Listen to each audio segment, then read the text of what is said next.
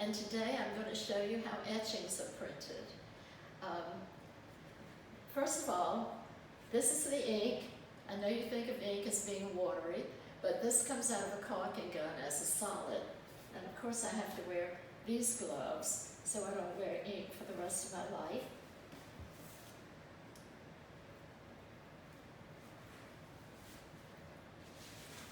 This is the plate I'm going to print today. It's called Southern Shore, and it's easy to print and simple, and you'll enjoy seeing it, I think, at the end. Okay. This is the ink that I'm going to use today. It comes out of a caulking gun as a solid to give you an idea of the consistency of it. I use stiff etching black, but that's so cold that I also mix it with ultramarine blue. And here's what we do. This is a hot plate. My plate will be heated to about 400 degrees.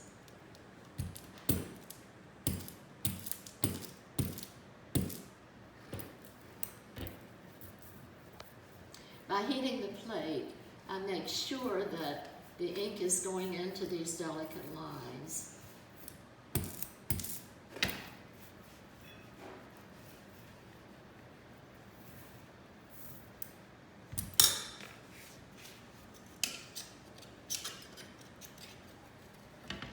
I've got so much ink on here, I'm going to wipe off the excess.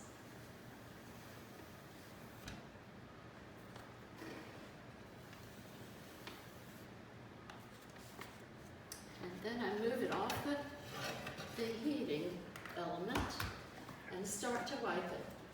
Now, how hot is your plate right now? Not the hot plate, but your... It's about 400 degrees. Okay. It's probably. So you have to be really careful when you're taking the plate off. Yes. Because it's very hot. Gloves help. Okay. So, now I have to take the excess ink off of the surface of the plate because an etching prints only the lines that are etched into the plate. The surface ink needs to come off. And this is starch cheesecloth that I'm working with. It's called a tarlatan.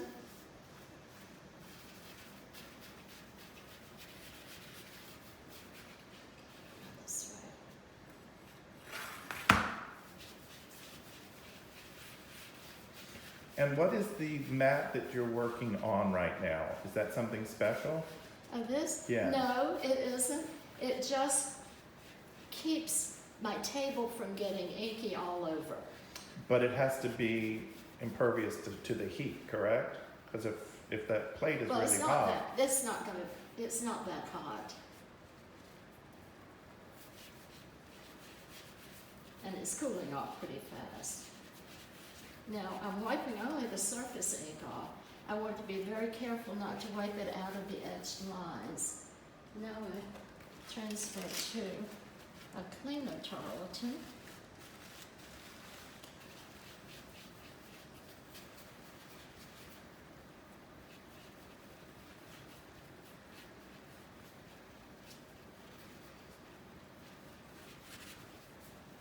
Now I like the sky to be really nice and clean, so I will also use this. This is just a napkin, nice soft one though. This one.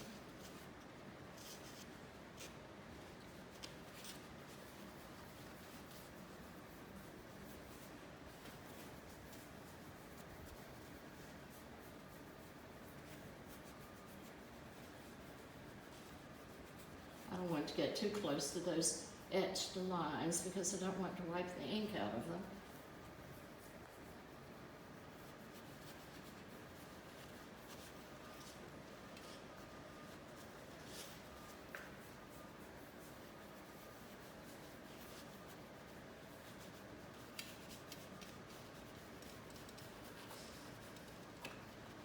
Now, I want to wipe the edges very carefully too. I don't like a dark line around the plate mark.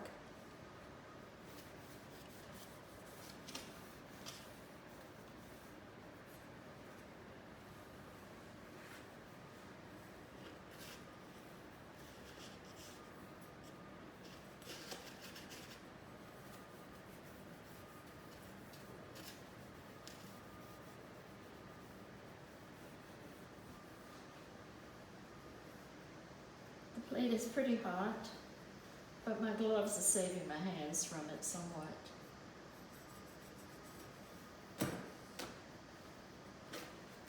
Now I transfer the plate to the etching press. I have a piece of paper underneath this plastic cover so that it will give me some idea of where to place my paper that's going to be printed. I want it, of course, in the middle. Let's see, which is probably about right. And I want to emboss two birds in the sky. So here they are. They were cut out of a plastic material made especially for printmakers. Okay. Now, my paper has been soaking now for about 20 minutes. And it's going to be ready, I think.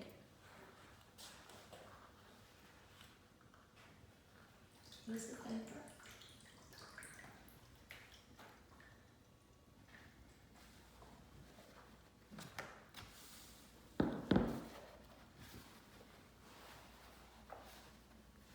An Italian friend gave me this marble rolling pin. She says nobody should use plastic rolling pins. And what type of paper was soaking? It's 100% rag. And I wanted to make the paper myself. So I went to New York Central Art Supply, from whom I've been buying the paper, and said, can I make my own paper? And they said, of course. However, it has to be pH neutral, so it doesn't turn yellow like an old newspaper in 2 weeks. It has to be soft enough to go through an etching press and fit into all those tiny lines that I've etched. And it has to be strong enough to go through this press while it's wet. So that's another whole art form, and I gave up on it. Now I have someone who makes my paper in the shapes and sizes that I need. So I've taken out the excess water. I want to make sure I don't have anything on the paper. Let's see. This looks like one end is wider than the other, so I think that this is best. Okay, let's hope that this works.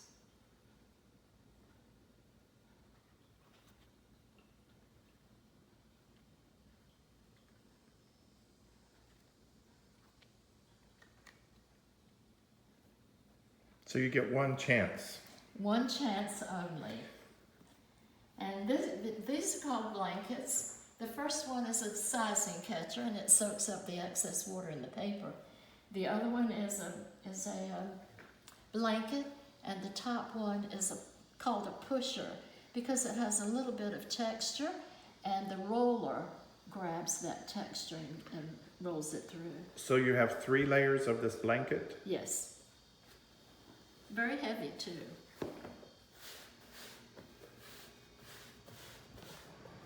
All right. I have already adjusted my pressure, and I hope that works also.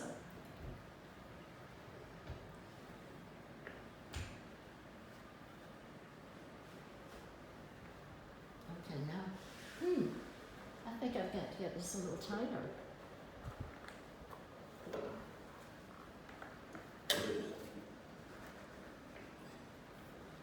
Wow, this is hard.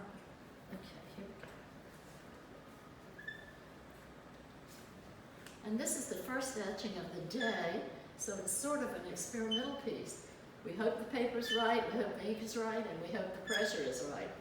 And then if all of that is correct, then it will be a beautiful etching.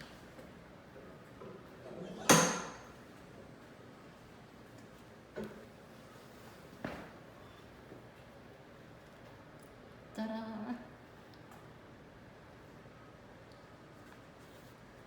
Let's see if I think it's, oh yeah, that's good. Wow. And I love the idea of the embossed Yes. birds flying. Yes. That's a very unique technique? Do many people do that? I don't know, But you do it. I do it. That's really quite clever. And I think it's centered in the middle. And I try to print it with a wider border at the bottom, because I will write the number of the etching, the name of it, which is Southern Shore, and then I will sign it, K. Miller, and put my copyright symbol on it. Wow.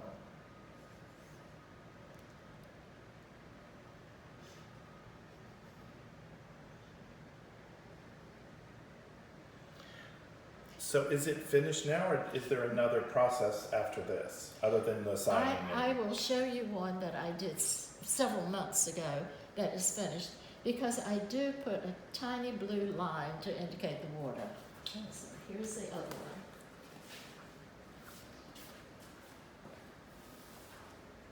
one. And this gives me an opportunity also. This is the one that was printed some time ago. Oh.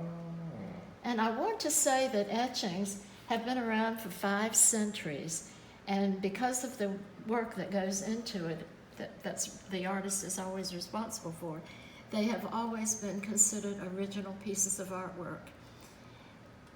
And I think you will see a difference in these 2 pieces.